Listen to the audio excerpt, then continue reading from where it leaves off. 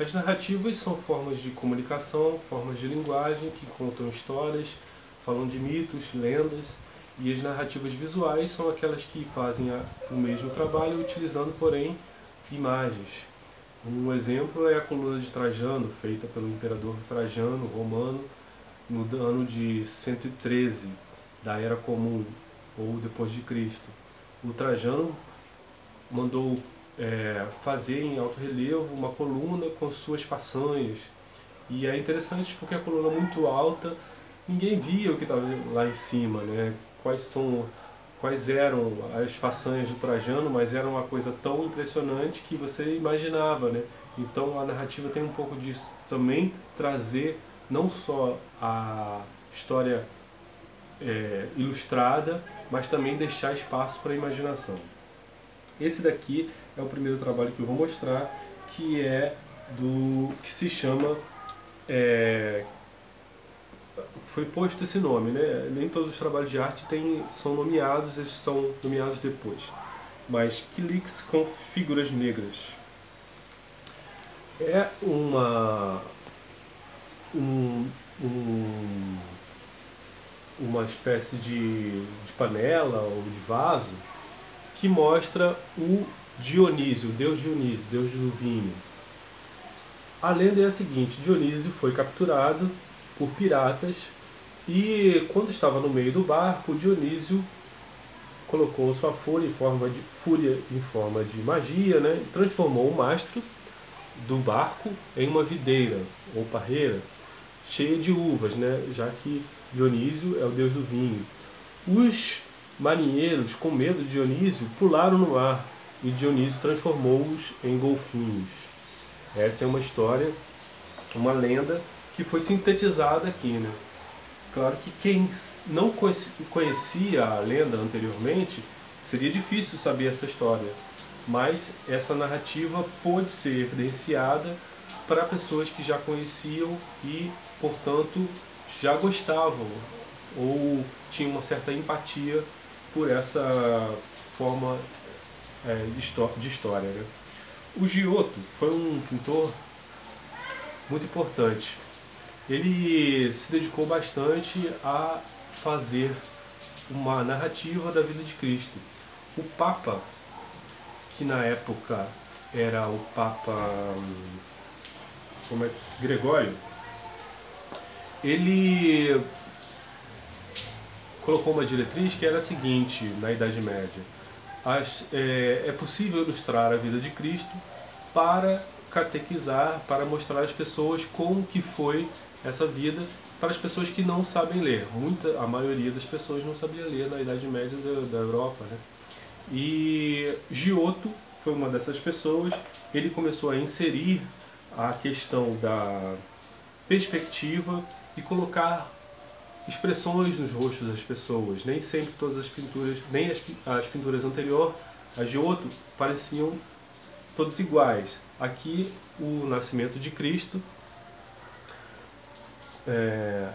pintado pelo Giotto, mostra, ou seja, a história do nascimento de Cristo, né? E aqui a gente vê o bebê, né? É uma história muito contada, recontada, através de imagens. Um outro exemplo aqui que eu vou apresentar é do pintor Debré. O Debré veio para o Brasil a pedido do D. João VI com a chamada missão artística francesa. Ele, um artista francês, veio para cá para retratar o Brasil. Mas ele não retratou só as paisagens para o Brasil, ou melhor, para o Rio de Janeiro. Ele não retratou só as paisagens, a paisagem natural, que a gente tanto valoriza, né? Mas mostrou o que estava acontecendo no cotidiano da cidade. E a gente aqui estava passando por um processo terrível, horroroso, execrável, que é a escravização de pessoas, né? E aqui o Debré mostra uma cena na rua do Valongo de comércio de escravos. Então tem um senhor aqui vendendo uma criança e apresentando essa criança, né? E o Debré coloca essa ilustração chocante para a gente, né? Para ter uma ideia de como que era esse comércio, as pessoas esqueléticas, sentadas, enfileiradas. Outro exemplo, e às vezes a gente lembra bastante, são essas pinturas históricas, né? Pinturas que contam uma história grandiosa ou história de guerras. Esse daqui é do Pedro Américo, um paraibano, que ele contou, chamado Batalha do Havaí. Esse trabalho aqui, ele é bem grande, né? Ele é difícil você avaliar ele assim tão pequeno, né? É uma confusão, né? São várias mini narrativas acontecendo, né? Tem o Duque de Caxias, tem pessoas fugindo, tem gente morrendo.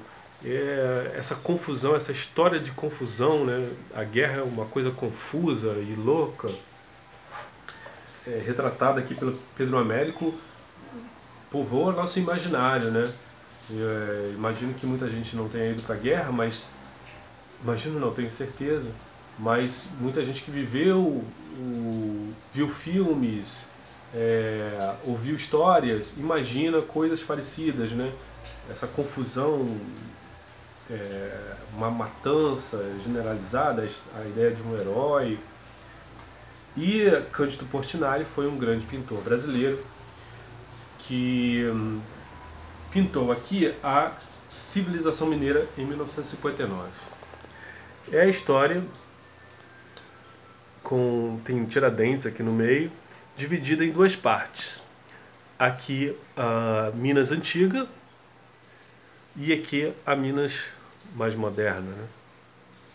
Foi uma forma dele contar essa conjuração mineira, essa história pela luta da independência do Brasil, colocando a figura do Tiradentes também como um ícone, né? Cândido Portinari morreu inclusive pintando, né?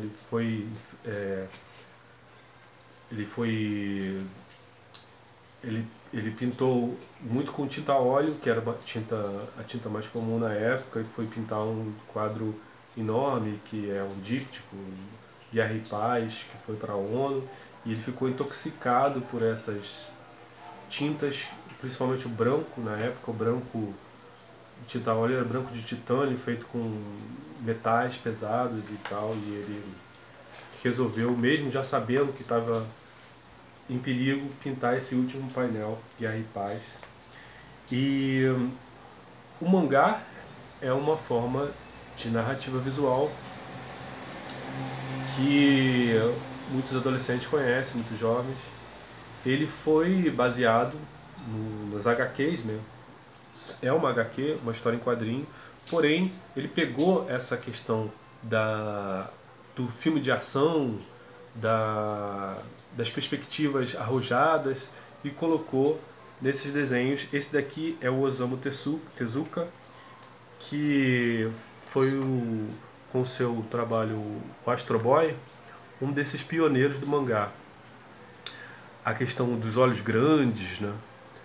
Que isso até hoje é muito utilizado nos mangás, e as linhas mostrando dinâmicas, movimentos. Essa história do Astro Boy lembra também um mito, uma lenda do Pinóquio.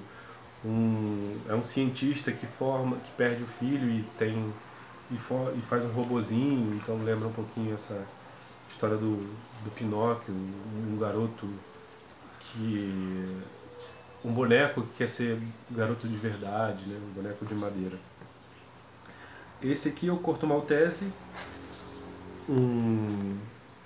uma história em quadrinhos que você vê que tem uma diferença, né, do Astro Boy. Não tem essa questão de uma perspectiva tão arrojada, as coisas estão mais de frente, né? A gente lembra também, pode lembrar da Turma da Mônica ou dos desenhos da Disney. Eles são muito diferentes do mangá, né? Não tem essa questão da câmera, não parece que tem uma câmera tentando pegar ângulos inusitados. Às vezes é uma coisa mais frontal. O último exemplo aqui é do Rafael Coutinho, que faz uma HQ chamada O Beijo Adolescente. Esse aqui é o Beijo Adolescente 3. Ele extrapola a questão dos quadrinhos, do quadrinho, né? O quadrinho porque está enquadrado, né? São vários. A história em quadrinhos é uma história enquadrada, né? E ultrapassa um pouquinho esses limites e ele faz de forma independente, ou seja, às vezes por uma editora pequena, a própria editora dele, e muitos artistas hoje fazem esse trabalho independente, tentando através de crowdfunding ou mesmo subvencionando o seu próprio trabalho e tentando angariar verbas com pequenas empresas, às vezes com o comércio ou mesmo com os amigos, né, fazendo vaquinhas. O Rafael Coutinho uma dessas pessoas, mas tem muita gente fazendo esse tipo de trabalho. E hoje no Instagram você pode encontrar muitos desses quadrinistas que colocam coisas todos os dias. A tirinha é uma outra forma de narrativa visual, onde apenas às vezes 3 tirinhas condensam uma história, ou uma piada, ou uma anedota qualquer, ou uma coisa muito mais política. Todos esses tipos de trabalhos têm profundezas muito maiores que a gente só dá uma pincelada, né? Então, esses foram alguns exemplos de narrativas visuais, narrativas que contam histórias, às vezes com palavras aliadas a elas, né, como a história em quadrinhos, às vezes só a imagem. Esses foram alguns exemplos, então, de narrativas visuais.